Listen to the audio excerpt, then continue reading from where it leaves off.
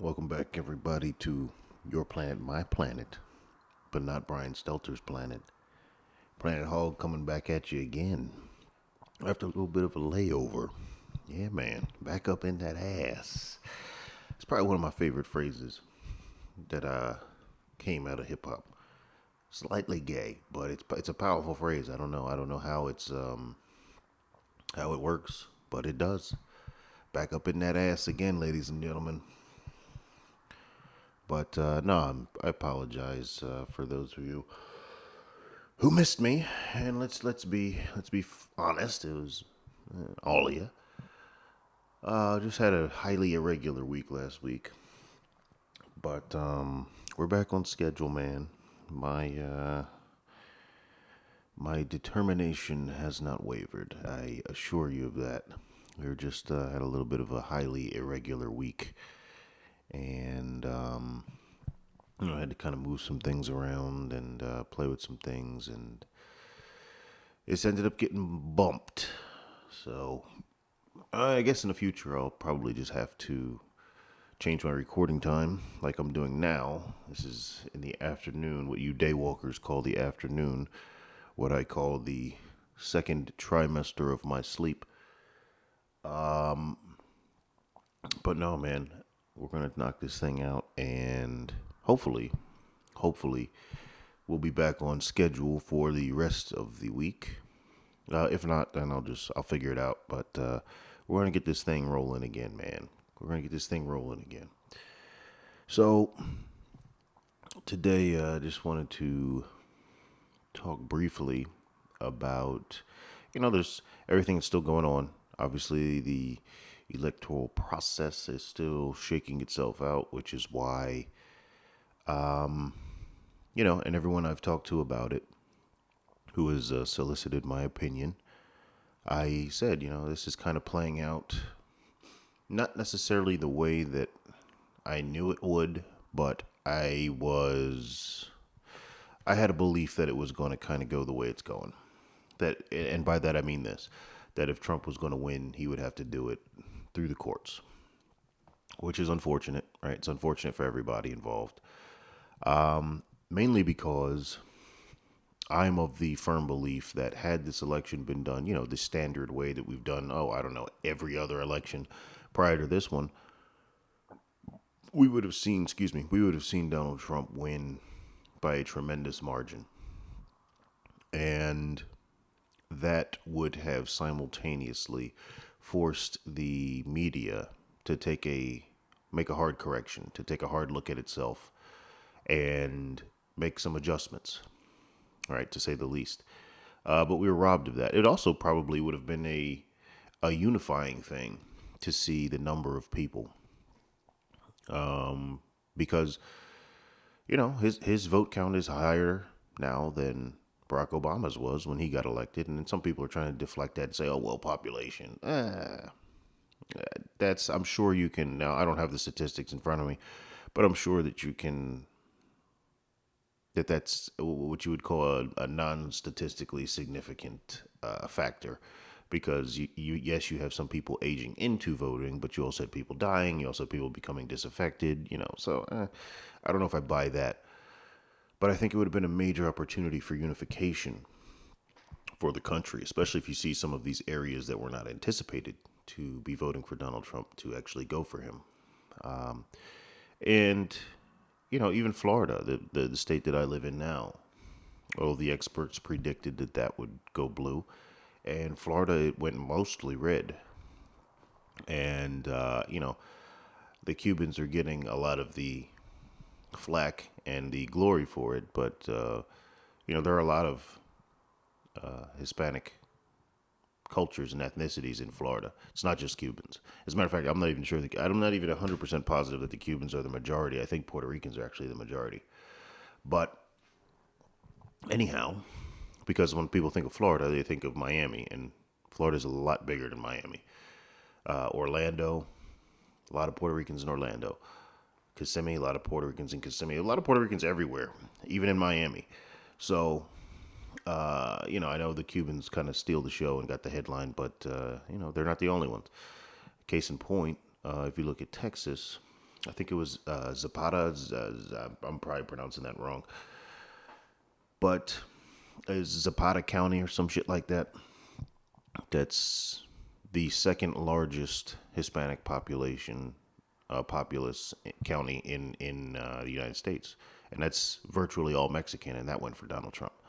So, yeah, I think there was a missed opportunity there because of the underhanded plays of the left against Donald Trump. There was an opportunity there. There was an opportunity to see, and again, the information is out there that Donald Trump increased in every major demographic. Every major demographic. He gained more black male voters, black female voters, Latinos and Latinas, Asian male, Asian female, even Native Americans, both male and female. He increased, and white females, more white females voted for Donald Trump this time around than last time. The only demographic he went down in are white males, who went more towards Biden. But according to the Biden followers and the people on the left, the white males are the enemy. So I don't know how that works with your logic now. If the people who are the systemically racist voted for your candidate, what does that say about your candidate? Just using your own logic. But the one thing I did want to talk about today, as far as Donald Trump goes, because yeah, he's still embroiled in all those legal battles and all of that. And there's some interesting information coming out now about not only because it's funny having this conversation. I recently tried to have this conversation with a family member. It did not go very well, but because they're trying to pin in our conversation, he tried to pin it down to what it was, and he was like, "Okay, so it's fraud." I'm like, "No, it's not. It's not necessarily about fraud. It's about irregularities. If you're going to use an umbrella term, use irregularities, not fraud, because fraud is very specific, and irregularities is just that. It's an umbrella term. Anything irregularities encompasses fraud. So anyway, there's some interesting developments coming out now about the Dominion software that they used that magically switched Republican votes or Trump votes to Joe Biden, right? And I say Republican votes as well because you had that man. His name escapes me at the minute. He was running up in Michigan, black man. He was running as a Republican, and he ended up conceding to his opponent until they did the recount. They're like, "Well, no, wait a minute. You actually won by like 6,000 votes." So, and then anyone who would say at this point, with all of these revelations, right, with all of these things coming to light now, that there's no reason to recount these votes, that is someone who is either okay with our system being defrauded, or someone who doesn't want to face the fact that they know that this won't be good for Joe Biden, and that Donald Trump will retain his heavyweight title, his heavyweight championship of the world. So we'll see what happens, but this Dominion software is now kind of in the spotlight. And I believe actually the Trump legal team has filed a lawsuit against them as well. But it's funny how it's kind of been explained away as, oh, it's just some kind of glitch. Okay, but here's the thing. It's happened everywhere that software was used. It wasn't just used in Michigan. It was actually used in more than just the battleground states. So it stands to reason that even in the states, because right, all of this controversy just happened to happen. Yeah, that works. It happened to happen. Happened to occur in the battleground states, right? So anyhow, there's a lot of those interesting coincidences, and if you're a person that believes in coincidence, then you're probably able to kind of just rationalize and explain this away. I don't really believe in coincidence.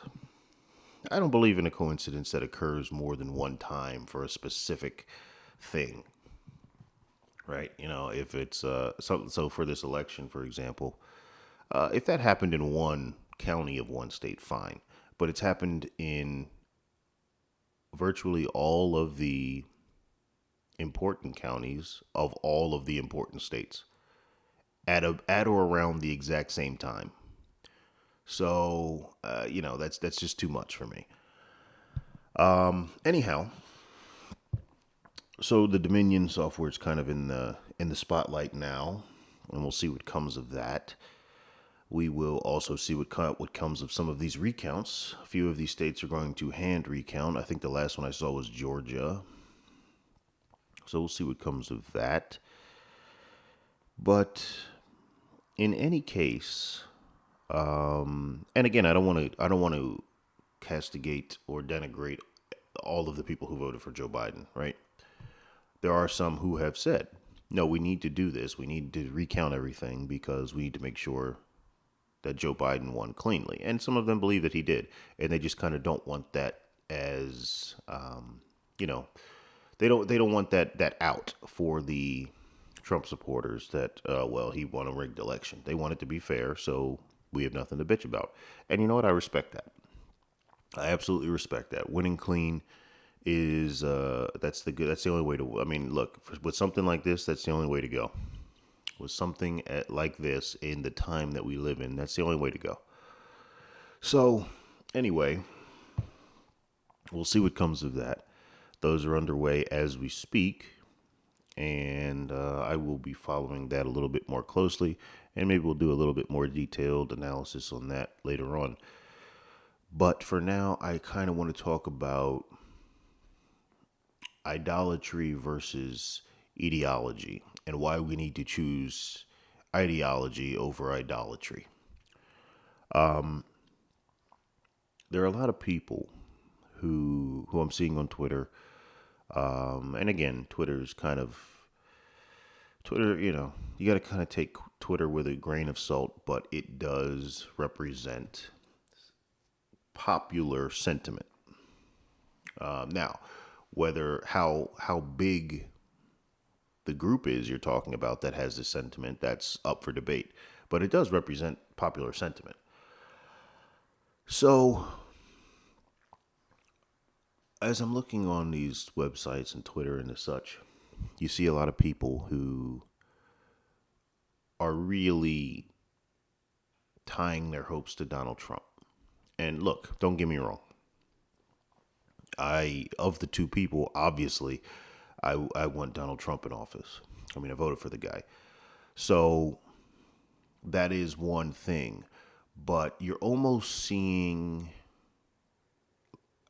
it's almost like these people will be just completely crestfallen if Donald Trump ends up losing.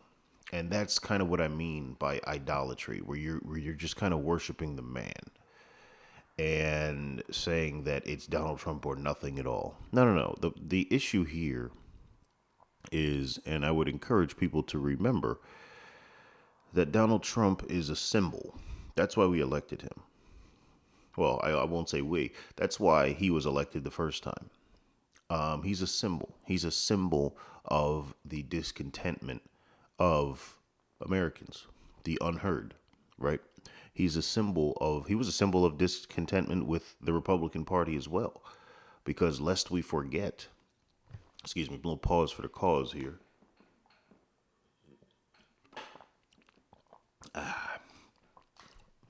But lest we forget, that's a little Arnold Palmer action right there, ladies and gentlemen. Because I'm actually going to haul my ass off to the gym whenever we get done here. But, so there's no oil in my cup today. Not yet. Not yet. But anyhow, when Donald Trump was running as a Republican, he was not. He was met with a very similar sentiment that he has been with the Democrats. Now, it wasn't this full court press like we're seeing from the Democrats, but he was soundly and roundly rejected by the establishment Republicans.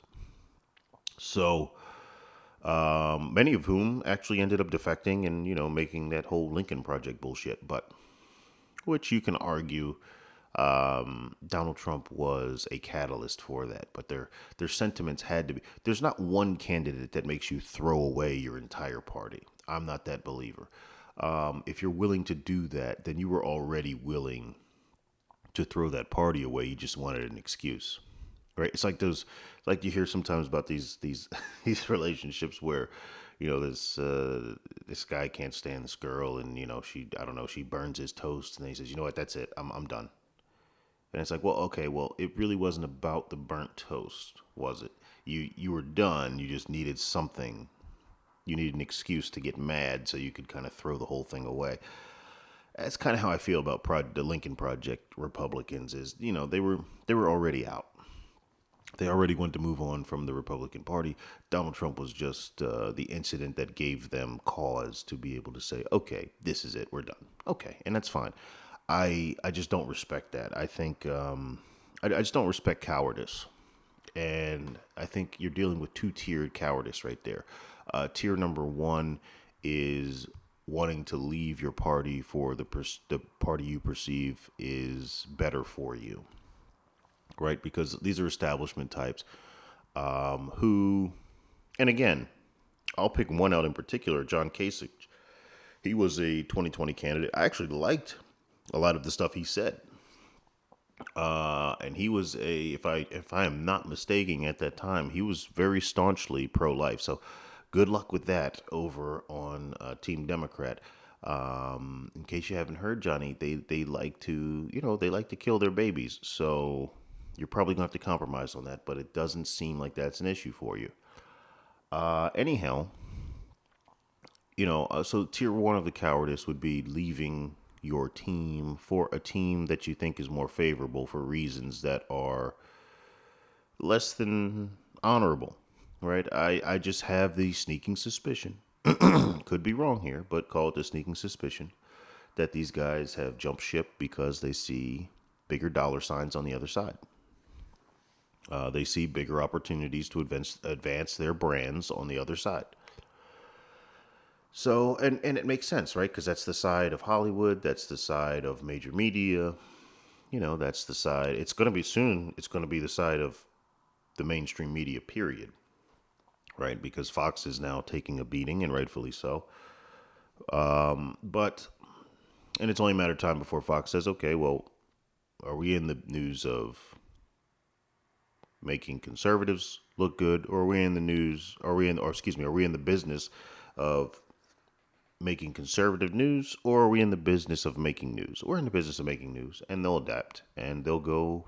I mean, they have been moving more towards the center anyway, which is why it's always funny to have that conversation with lefty people, and they say, "Well, you got Fox on the right." No, that lets me know you don't watch Fox, because Fox is actually more moderate than it's ever been.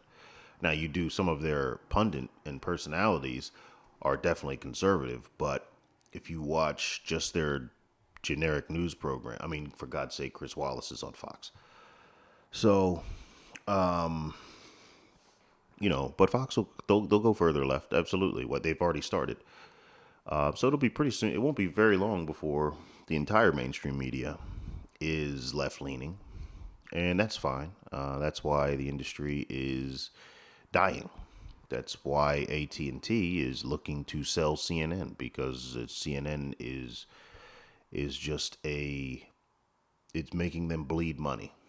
I think the last thing I saw was that AT&T was millions of dollars in debt. So that's interesting, right? Maybe I should switch carriers. Shit. But anyway,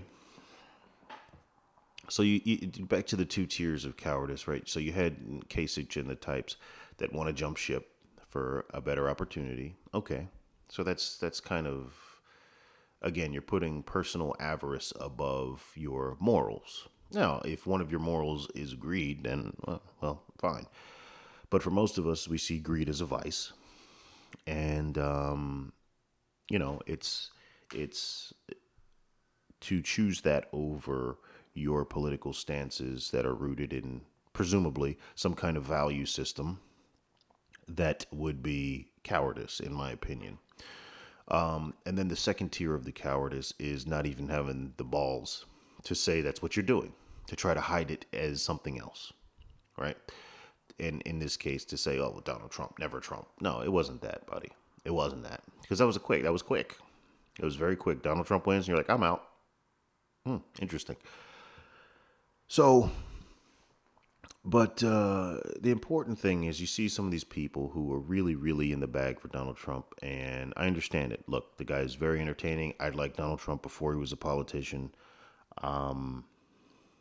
But if you can't point out his faults, if you can't point out things that are wrong with him, and I understand the reluctance to do so, as everything he does is over embellished and hyperbolized, and everything he does is denigrated, and he can never do anything right. So I understand the reluctancy of people on this side to point out his flaws, but understand that not being able to do so pushes you more towards becoming the same thing we hate about the other side. But you'll have people who can't point out the flaws, who find themselves like if they don't disagree with anything the man's done, I would say take a hard look, right? Because this might be idolatry for you. You might have kind of missed the point. It's kind of like the analogy I'll use is from Jurassic Park. That scene in Jurassic Park where the T-Rex pops out and you had Dr. Grant and Dr. Malcolm trying to rescue the kids. And so Dr. Grant throws his flare, right? The scene with the flare where Grant gets the T-Rex's attention with the flare, runs off a bit, tosses the flare. T-Rex starts to go after the flare, right? But then you had Malcolm. Malcolm always trying to one up Dr. Grant, which that was it. That was, by the way, while we're talking about it, great movie. Scared the shit out of me because I was little when it came out, but it was a great movie. And my parents had the great idea of getting me a Jurassic Park blanket. So there were literally dinosaurs on my bed, and was it cruel? I don't know. That's one of those perfect crimes. Did you do that on purpose, or were you just all right, whatever? So anyway, but you had the scene where Malcolm, trying to one up Dr. Grant, does the same thing, right? So he has the flare, and he was running with the flare. If you actually watch the movie, he runs with the flare longer than Dr. Grant does, and then he tosses the flare, but the T-Rex is on him and not the flare. That's kind of what I'm talking about, right? So in this analogy, to break this thing all the way down, I guess, what we want is the ideology, what Donald Trump represents, which is the flare, freedom, less government interference, more regulation on imports, right? Bringing jobs back to America, border security, just the basic shit. The stuff that makes, it sounds cliche, but maybe this is where the phrase came from, the stuff that made this country great. So just bring that back. Stop doing dumb shit. That's all we're asking. Just stop doing stupid shit and costing us more money and diluting our country's constitution. All right, stop taking rights away from us. So that's the flare. Obviously, we are the T-Rex in this example, and Donald Trump is Dr. Grant and Malcolm. Now, for most of us, he's Dr. Grant. Throws the flare, we go after the flare. That's what we were interested in. He just happened to be the person who was championing it. But for these people who are idol worshiping, he's Malcolm. They start chasing after him instead of going after the flare. Look, Donald Trump has done a lot of good in the short time he's been in office. I say short time, it's been a full term, but it feels like it went by fast because he's had to do this amidst at least 5 or 6, fake scandals that they threw on him to try to overturn the elections of 2016. He's had to do all of that while fighting off these fake inquisitions. Excuse me. So the time has flown, at least from my point of view, but it's important that we remember why he was voted for in the first place, why he was elected in the first place, and why we voted for him this time. It's about what he represents. It's not necessarily about him. And that would suit a lot of people well moving forward in the event that these court cases are not successful. Because I'll tell you what, excuse me. Yeah, I'll tell you what, The story that's not being told right now, because the focus is on Joe Biden and Donald Trump, the story that's not being told is that Democrats took an L in this election, a big L. They're not going to take the Senate. I mean, Georgia's still up in the air. My gut instinct is they're not going to take the Senate. Republicans have already gained seats in the House.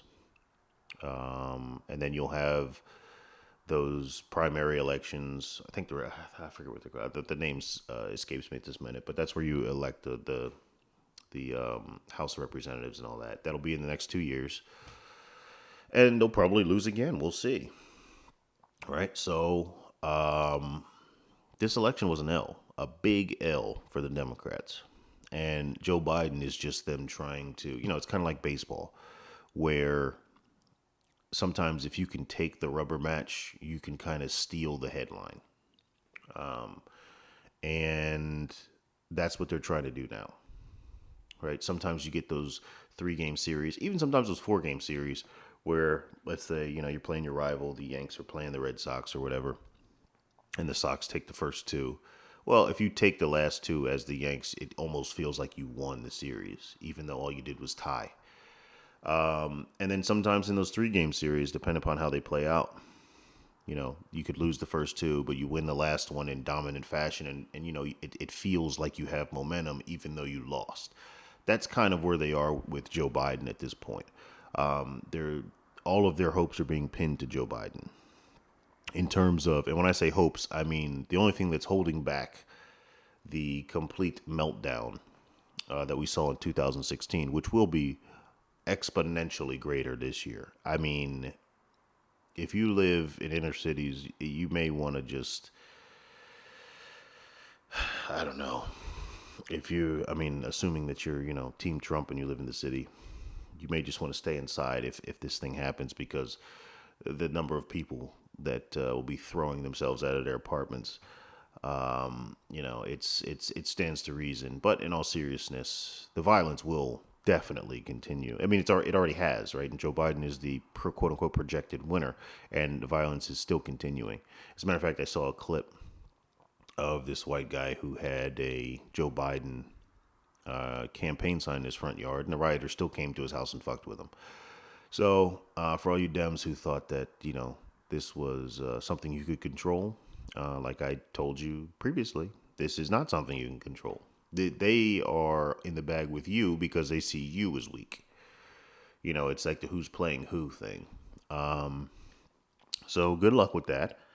And I expect that to continue either way.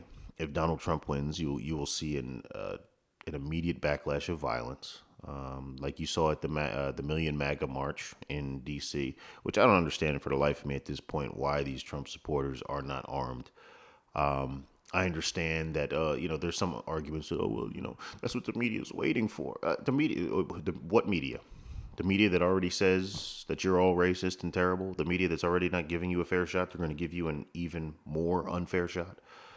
Look, at a certain point, public perception has to matter less than something more important, like, I don't know, your physical well-being. So I don't know why these people are not armed at these rallies. I don't know why there isn't some kind of buddy system where, people aren't by themselves. Because you are behind enemy lines, especially when you go to a place like D.C. It is what it is. And police are obviously not intervening to the extent that everyone is kept safe. And you can argue if that's because of the mayor of D.C. You could argue it's because of the oversight of these places. I would challenge that argument, but it's credible. It's believable, I'll say. It's plausible. However, you are, at the end of the day, you are responsible for your own well-being, period. And I know that's going to come as a shock to a lot of people who live in blue states to hear, but you are responsible for your own well-being. So these people who go to these rallies that end up getting, attacked, mobbed, I just don't understand, especially when you take into account that typically you will find yourself outnumbered. So why wouldn't you take precautions? Again, screw the media, because they're not going to give you a fair shot anyway, and you can't worry about that. That is your first objective should be survival. Your first objective should be leaving the way you came. So, and to be fair, to be honest, people are. I listen to certain political pundits and journalists who say, this is just going to spread. It's going to be everywhere. Well, we'll see about that. They seem to have these little violent instances seem to have a habitat, if you will. They seem to have an ecosystem, and those ecosystems are blue districts, blue cities. We'll see what happens when they come on down here. We'll see what happens when they try to invade the red spaces. We'll see what happens. I just wagered that it would be a lot differently. And again, when I say the red spaces, obviously now we're talking about counties, right? Because you can have a red state that has a blue city. As a matter of fact, a lot of them do. So we'll see what happens in that instance. And something just tells me it'll go a little differently. That's all. Something tells me that it'll just go a little different. And we'll see what happens if it comes to that. I have another inkling that these people have enough wherewithal, enough intelligence to kind of they know where they're safe doing this. I'll put it that way. But these people who go to these rallies, I don't understand why you're not protecting yourself. I don't understand why you don't have a legally purchased firearm. I don't understand why you are not taking the necessary precautions. You just go out there and get your ass whipped waving your Trump flag. I just don't get that. But to each his own. Anyhow, ladies and gentlemen, I think we're going to end it there. I just wanted to, because like I said, the whole election is still in upheaval, and I'm seeing people getting pinning their hopes a little bit too much to Trump, and I'm like, no, chase the flare. That's what we came for. I guess I could have flipped that analogy the other way, right? Because the dinosaur actually wants to eat the person. The flare was kind of the distraction. All right, we'll flip it around. Do what you got to do with it. But anyhow, ladies and gentlemen, I think that's what we're going to call it today. I appreciate you all for listening, of course, and I will check up with you tomorrow. We will be back on track. I promise you that. So until then, ladies and gentlemen, you know how we end it.